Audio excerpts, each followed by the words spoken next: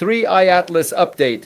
When I first saw the raw telemetry streaming across my monitor at the Harvard Astrophysics Lab, I knew immediately something was wrong. Wrong in the way that rewrites textbooks, not research papers. The object labeled 3I Atlas did not behave like any interstellar body we had catalogued before. It didn't drift. It decelerated, as if it chose to, and the moment its trajectory bent unnaturally, a secondary alert flashed, an unidentified low-frequency signal, indistinguishable from silence to the human ear, but unmistakable to our quantum spectrum receivers. That silent pulse wasn't electromagnetic. It wasn't gravitational. It wasn't anything the standard model could politely accommodate.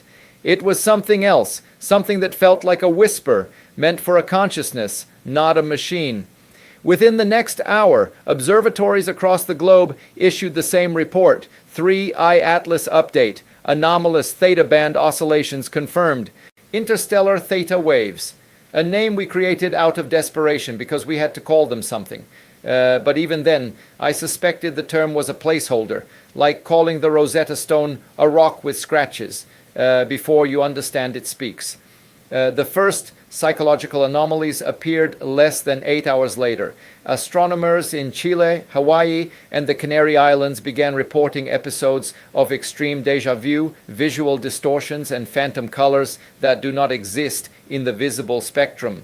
They described hearing silence as if the absence of sound itself carried a melody. At first, the public dismissed it as sleep deprivation, data fatigue, or mass suggestion, but the correlation was undeniable. Where the intensity of the theta waves peaked, the hallucinations followed.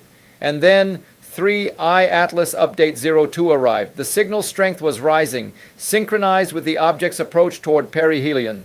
It wasn't broadcasting randomly, it was timing something, preparing, aligning. When I reviewed the combined data sets from the European Southern Observatory and the James Webb Relay, a realization cut straight through me.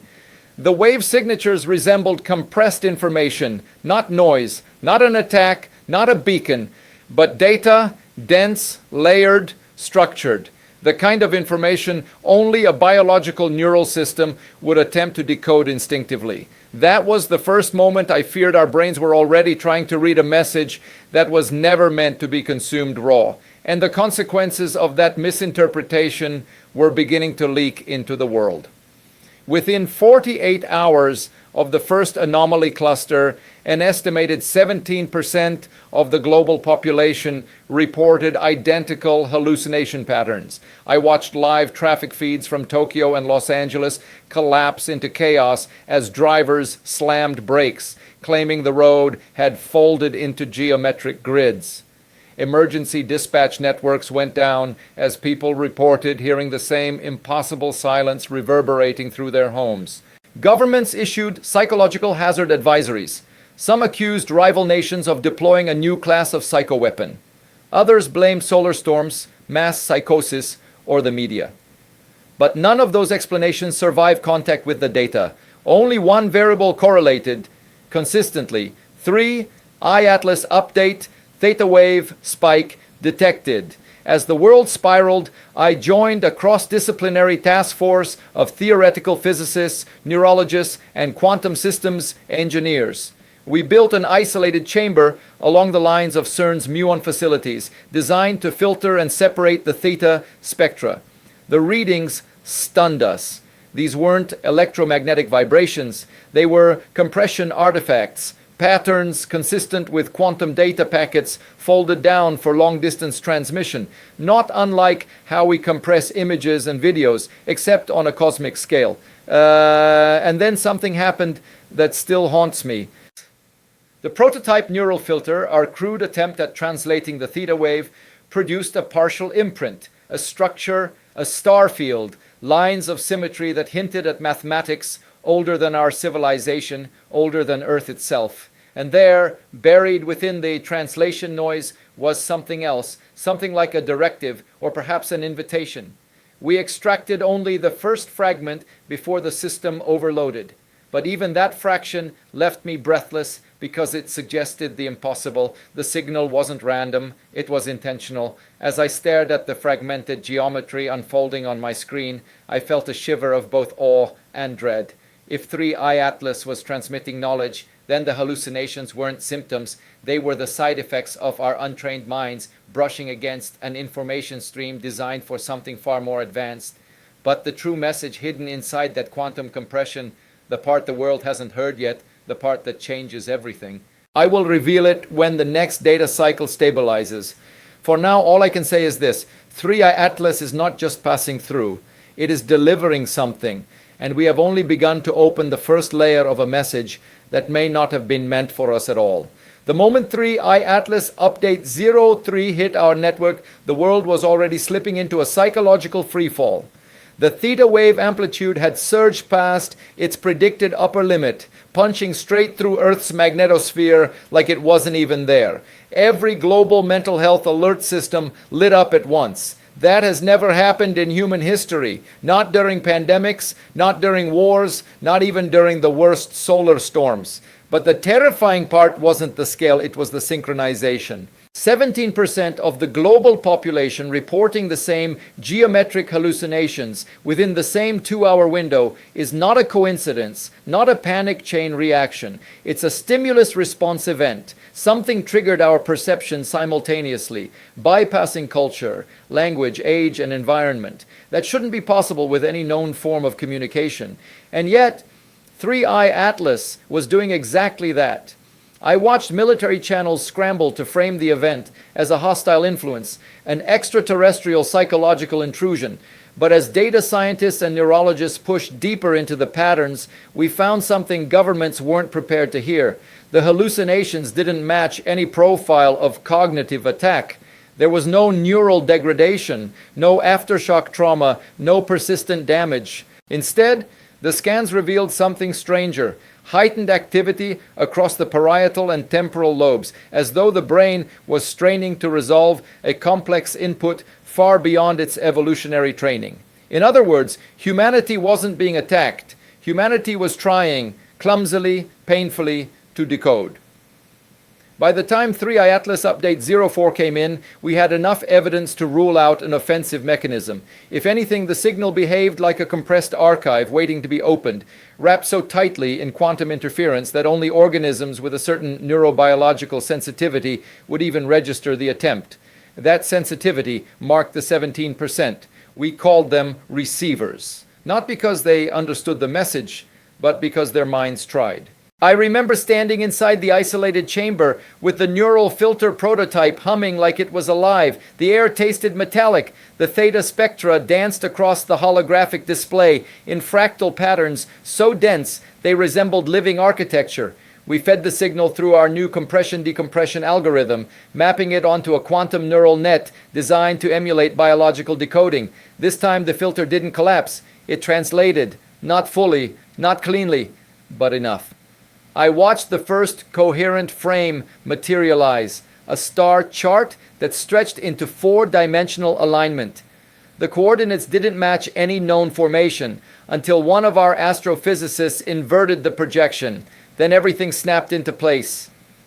The arrangement matched a region of the galaxy located billions of years away in look-back time. We weren't seeing stars as they are. We were seeing stars as they were before Earth even existed.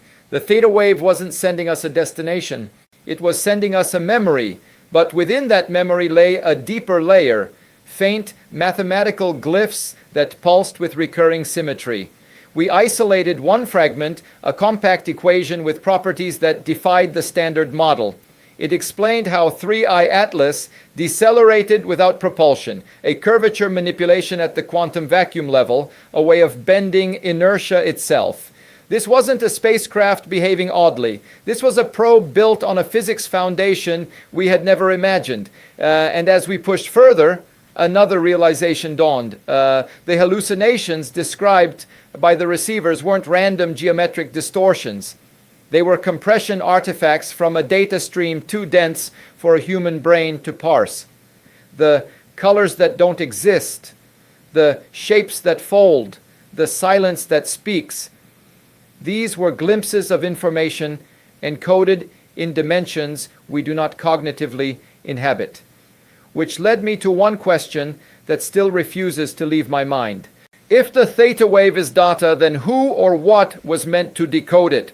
When our neural filter attempted to penetrate the next layer of the signal, the output shifted abruptly. The star map dissolved. The glyphs fractured. Then, in a sudden cascade of patterns, a new structure began to form. Sharper, more deliberate, unmistakably intentional. But before our system could stabilize the translation, 3i Atlas emitted a secondary pulse. Everything went dark, not the power, not the equipment. Something else, something in the signal itself, cut the translation short, almost as if it recognized we had reached a threshold we were not prepared to cross. And that is when I realized the probe is not malfunctioning.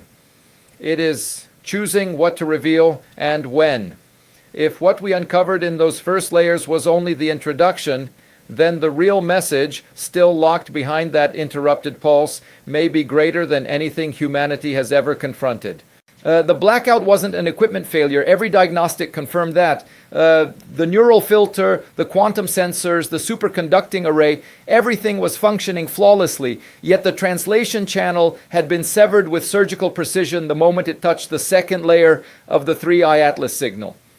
That level of intentional interruption shouldn't be possible unless the transmission itself contained conditional structures, permissions, thresholds, or safeguards. In other words, 3i Atlas wasn't just broadcasting, it was managing its own disclosure. When 3i ATLASUpdate 05 came in, the probe had resumed emitting theta waves, but with a notable change. The intensity curve flattened into a stable plateau, like the object had entered a controlled state. It was no longer escalating, it was waiting. That single shift pushed our entire research team into a quiet panic.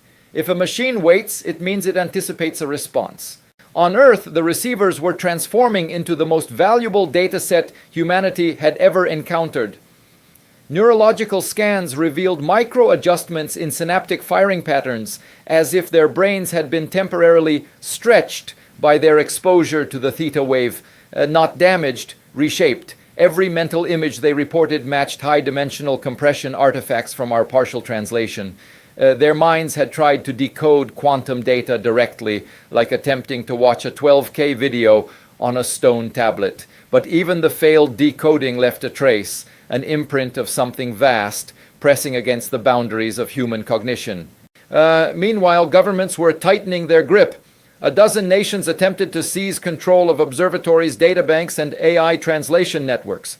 Fear had replaced reason. Conspiracy replaced analysis. For some, 3i Atlas was a threat. For others, a divine revelation. But for the scientific community, it was a puzzle whose implications grew darker by the hour. I returned to the isolation chamber to restart the translation attempt manually. The room hummed with a faint vibration, almost as if the theta wave resonated physically through the walls. I fed the archive signal, everything up to the blackout, back into the filter. The probe allowed the first layer to pass again, the ancient star map, the four-dimensional alignment, the echo of a civilization extinguished billions of years before our species learned to walk upright. The mathematical glyphs rearranged themselves, stabilizing into a coherent equation, a blueprint of the physical principle that governed 3i Atlas's motion. A physics of efficiency so perfect it bordered on elegance. Then the second layer began to emerge again.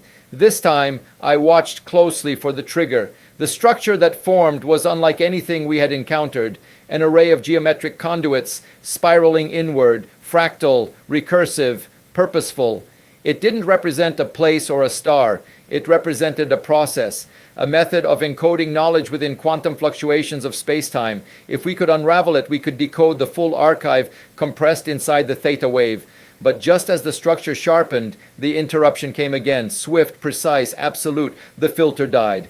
The display collapsed into noise, and for a brief moment the chamber filled with the same impossible silence described by the receivers. That silence wasn't an absence, it was a presence. The interruption didn't feel like a block, it felt like a warning or a barrier designed to prevent an unprepared intelligence from accessing something catastrophic to comprehend. I realized then that the Theta archive was tiered. The first layer was context, the second was methodology. What lay beyond that could be the essence of the lost civilization itself. Their history, their technology, perhaps even their final message. Hours later, during a global briefing, I presented our findings. The room erupted. Some leaders demanded full release of the data, others demanded its destruction. No one agreed on what humanity should do next. But as the debate spiraled, a new alert flashed across my tablet. 3 ATLASUpdate 06. Theta wave modulation shift detected. Secondary compression channel opening. The probe was altering its transmission pattern.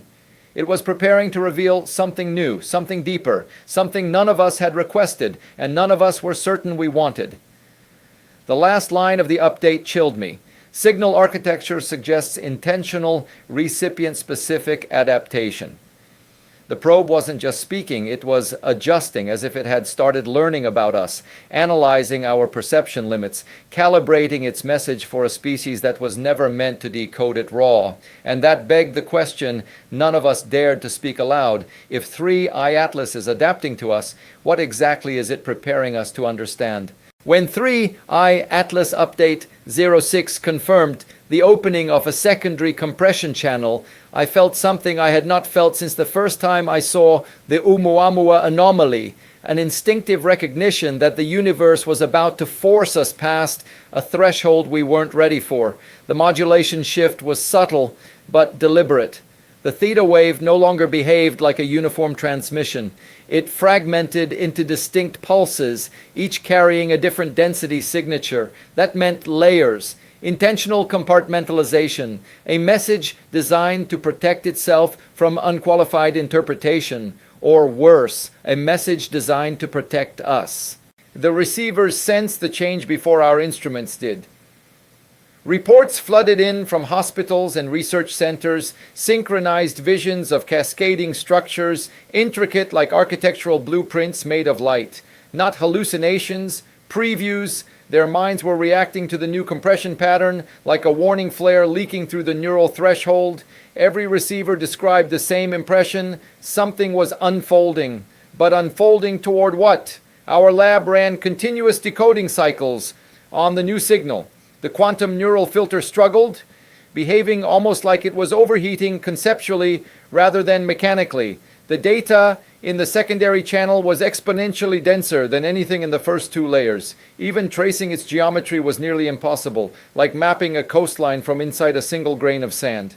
Still, one fragment stabilized long enough for analysis. A structure came into view, a lattice of intersecting vectors, each vibrating at different frequencies. The pattern resembled a map, but not of space. It was a map of states, energy states, consciousness states, or something between the two. A guide for how an intelligence should interpret the deeper archive encoded inside the theta wave. The lost civilization behind 3 iAtlas had created a universal Rosetta Stone for decoding their knowledge, but then the most disturbing conclusion emerged. The map wasn't meant for machines. It was calibrated for biological brains. The theta wave itself was the key, and the receivers were the locks it fit. Governments panicked again. Headlines around the world accused the probe of altering human cognition. Religious factions declared the receivers chosen. Conspiracy networks claimed they were infected. The world no longer debated the meaning of the signal, only its threat. Meanwhile, our team was close to a breakthrough. We discovered that the second compression channel contained not only structural data, but fragments of what looked like sensory records, memories, not random, not passive, curated, a knowledge capsule for whoever reached it. But as we prepared to run a full-scale decryption attempt, a new alert appeared across every console simultaneously. 3 ATLASUpdate 07, trajectory shift detected, non-gravitational vector change, object reorienting. The probe was turning, not drifting, not precessing, turning as if pointing at something.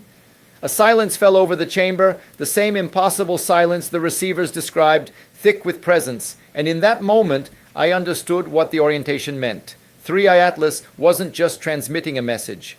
It was preparing for the next phase of delivery. When 3 iAtlasUpdate 07 confirmed the object was turning, Every instinct in me understood the truth before the data could articulate it. A probe does not rotate unless it is aligning, either to transmit, to observe, or to respond. The question was which of the three humanity was now triggering. As the probe's orientation stabilized, the theta wave signature changed again. The secondary compression channel collapsed into a singular pulse, sharper than anything previously recorded. The receivers around the world reacted instantly. Some described a pressure behind their eyes. Others felt a momentary suspension of thought, like their consciousness paused and resumed. But none reported fear. What they described instead was clarity, brief, impossible clarity. And then the final layer of the message began to unfold. The neural filter, now calibrated through countless failures, finally held stable as the signal aligned. What appeared on the display wasn't a map, not a record, not even knowledge in the way we define it. It was a blueprint for preservation, a vault of condensed information from a civilization that understood its own extinction long before it arrived. The archive contained star catalogs, physical laws beyond our current reach, biological templates, philosophical structures, and something deeper, something like a cultural fingerprint. They had encoded the essence of themselves into a vehicle capable of crossing epochs and galaxies, waiting for any intelligent species capable of decoding what they could not allow to vanish. But the final revelation emerged only when the probe's rotation completed its alignment toward Earth. Another pulse struck the filter, this one unmistakably deliberate. The display rendered a final sequence, simple, elegant, devastating. The lost civilization had not sent three Atlas to find survivors. They had sent it to find heirs. The probe was a teacher, a memorial, a lifeboat of knowledge cast into the cosmic sea. The theta wave wasn't meant to overwhelm us. It was meant to test whether a young species could handle the burden of inheritance. Humanity had barely passed the threshold. While the scientific community absorbed the revelation, global tensions briefly collapsed into awe. Nations paused their disputes. The receivers reported a diminishing of symptoms. For the first time since the object entered our system, fear lessened, not because the danger was gone, but because we finally understood the intention behind it.